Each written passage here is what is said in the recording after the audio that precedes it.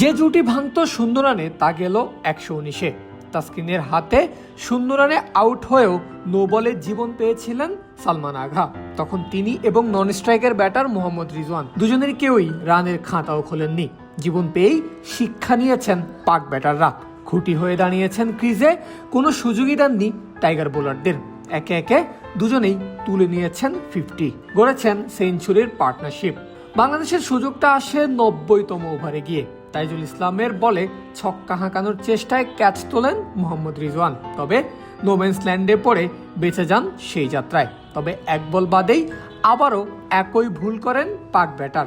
আবারও ছক্কার চেষ্টা এবং আবারও ব্যর্থ তিনি। তবে এবার বলের ল্যান্ডিং হবে মিড অফে, মাহমুদুল হাসান জয়ের হাতে। অবশেষে মাস্ট নিডেড একটা ব্রেক থ্রু পেল টাইগাররা। 349 রানে গিয়ে 6 নম্বর উইকেট পড়ল পাকিস্তানের। উইকেট পড়তেই শেষ হলো দিনের দ্বিতীয় সেশনও। অ্যাবসুলেট পিক টেস্ট ক্রিকেট, যা দেখা গেল মিরপুর হোম অফ ক্রিকেটে। মাত্রই উইকেট নিয়ে গেছেন মেহেদী হাসান মিরাজ, এবার বলে এসেছেন তাসকিন আহমেদ। স্টাম্প মাইকে পেসারের উদ্দেশ্যে ক্যাপ্টেন শান্তর বার্তাটা স্পষ্টই শোনা গেল। সমস্যা নাই তাসকিন, এই ওভারটা তোকে সময় দিলাম, সময় নিয়ে কর যা। ক্রিজে দুই পাক ব্যাটার দুজনেই আছেন 0 রানে। ক্যাপ্টেনের বার্তা শেষে তাসকিন বল করলেন সালমান আলী আঘাকে, যিনি ঢাকা এক্সপ্রেসের গতিতে বিট হয়েছেন। বল তার ব্যাটের কানায় লেগে লিটনের বিশ্বস্ত গ্লাভসে। উল্লাসে ফেটে পড়েছে হোম অফ ক্রিকেট। ডাক মেরে সাজঘরের পথে হাঁটা ধরেছেন সালমান আগা। সকাল সকাল মাত্র 20 রানের ব্যবধানে 5 উইকেট নিয়ে বুনো সেলিব্রেশন টাইগারদের। কিন্তু কাহিনীতে তখনই আসে একটা টুইস্ট।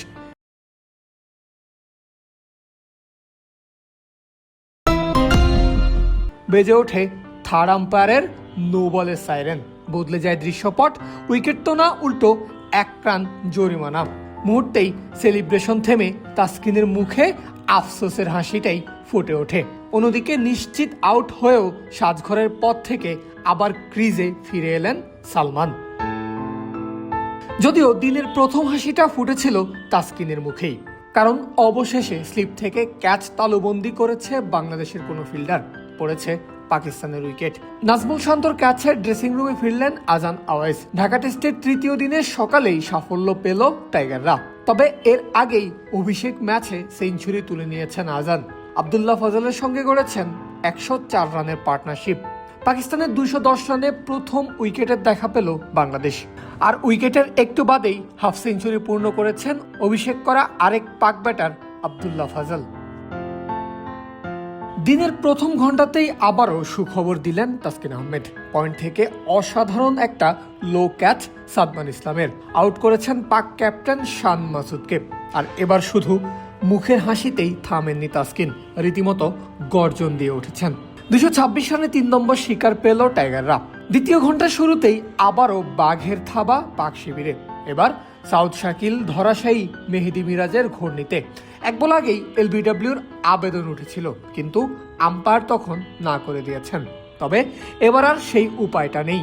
বল শাকিলের ব্যাট বিট করে প্যাডে আঘাত করতেই ওঠে আবেদন এবং আম্পায়ারের আউটের ঘোষণা আসতে দেরি করেনি মোটেও। যদিও শাকিল রিভিউ নিয়েছেন, কিন্তু সেটা নষ্টই হলো। 227-এ 4 পাকিস্তানি সাজঘরে। সকালটা নিজেদের দিকেই বাগিয়ে আনছেন টাইগার বোলাররা। পরের উইকেটটাও নিজের নামে করলেন মেহেদী মিরাজ। এবার তার শিকার বিগ ফিশ আব্দুল্লাহ ফজল। বড় শটের আশায় পাক ব্যাটার ক্যাচ দিয়েছেন তাইজুলের হাতে। 230 রানে 5 উইকেট বুঝে নিল বাংলাদেশ। লাঞ্চের আগে পাকিস্তানের রান পেরিয়েছে 250 এর ঘর। 251 5 উইকেটে শেষ হয়েছে তৃতীয় দিনের প্রথম সেশনের খেলা।